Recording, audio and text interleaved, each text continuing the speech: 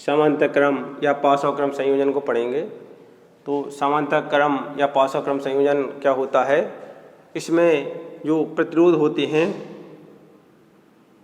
तो उनको इस प्रकार से जोड़ते हैं कि इनका प्रतिरोध का एक सिरा एक और दूसरा सिरा एक और, तीनों आपस में जुड़े हों।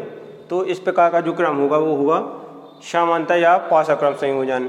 इसमें इस संयोजन में जो धारा I प्रवाहित हो रही है वो यहाँ पर जो तीनों प्रतिरोध हैं उनमें अलग अलग बढ़ जाएगी। प्रतिरोध R1 के लिए I1 धारा, प्रतिरोध R2 के लिए I2 धारा और प्रतिरोध R3 के लिए I3 धारा प्रवाहित होगी।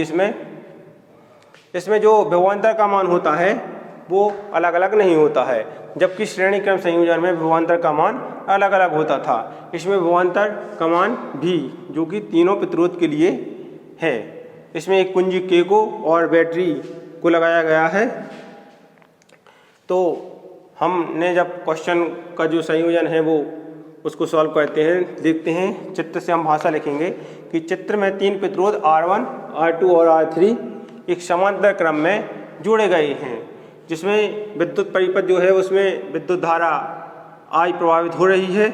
यह धारा प्रतिरोध R1 में I1, R2 में I2 और R3 में I3 प्रवाहित हो रही है। तो जब इसकी कुल धारा का जो मान होगा वो क्या होगा, I बराबर I1 plus I2 plus I3। इसको इक्वेशन फर्स्ट मानेंगे। ओम के नियम से हम जानते हैं कि V इक्वल टू IR।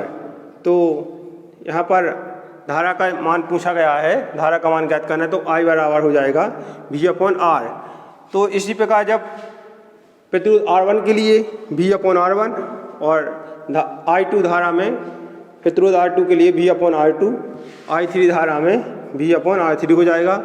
इनका मान हम इक्वेशन फर्स्ट में जब रखेंगे तो ये हो जाएगा, I के स्थान पर रखेंगे हम V upon R equal I1 plus I2 plus I3। तो यहाँ पर I1, I2 और I3 के मान रखेंगे V upon R1 plus V upon R2 plus V upon R3। इसमें V अपॉन R इक्वल, इसमें V कॉमन ले लेंगे तो ये हो जाएगा 1 upon R1 plus 1 upon R2 plus 1 upon R3। तो इस V से जो V कैंसिल हो जाएगा तो इसका मान आ जाएगा 1 upon R equal 1 upon R1 plus 1 upon R2 plus 1 upon R3। तो इस प्रकार इसका जो सूत्र है वो याद रखना है। ये समांतर क्रम संयोजन के लिए इसका सूत्र निकल कर आया है। अब हम इस श्रेणी क्रम और समांतर क्रम संयोजन जो हैं उन पर आधारित सवाल देखते हैं।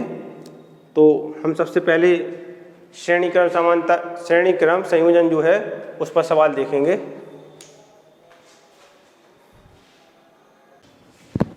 तो हम क्लास 10th में विद्युत चैप्टर नंबर 12 को पढ़ रहे थे, जिसमें हमने काफ़ी डेफिनेशन और सवाल किए हैं।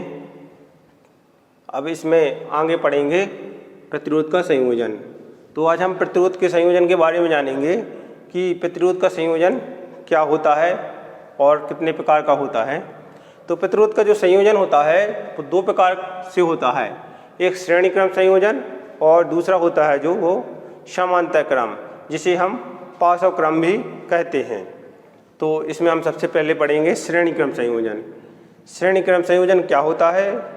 तो श्रेणी क्रम संयोजन जिसमें दो प्रतिरोध या दो से अधिक प्रतिरोध को इस क्रम में जोड़ा जाए कि पहले प्रतिरोध का दूसरा सिरा दूसरे प्रतिरोध के पहले सिरे से और दूसरे प्रतिरोध का दूसरा सिरा तीसरे प्रतिरोध के पहले सिरे से जोड़ें। तो इस क्रम में हम अगर जोड़ते हैं तो वो श्रेणी क्रम संयोजन होगा। श्रेणी क्रम संयोजन में जो विभवांतर का मान होता है वो सभी में अलग अलग होता है। इसमें जो धारा करंट प्रवाहित होता है I, वो सभी में एक सा प्रवाहित होता है। इसमें बैटरी V और कुंजी K को लगाकर इसमें धारा I प्रवाहित हो रही है।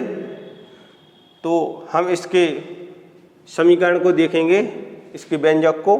तो इसमें प्रतिरोध R1, R2 और R3 जो श्रेणी क्रम में लगाए गए हैं, इसमें से धारा I प्रवाहित हो रही है।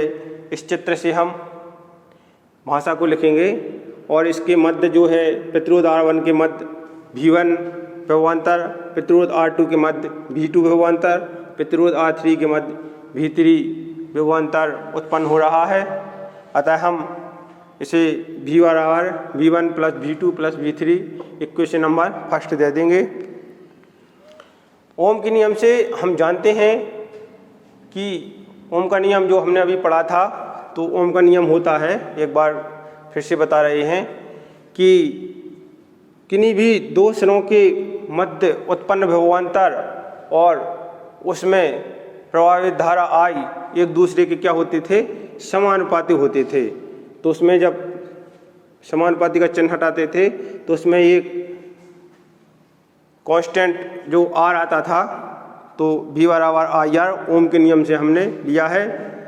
तो इसी प्रकार जो विभवांतर V1 का मान होगा वो होगा I इंटू R1, V2 का मान होगा I इंटू R2 और V3 का मान होगा जो I इंटू R3।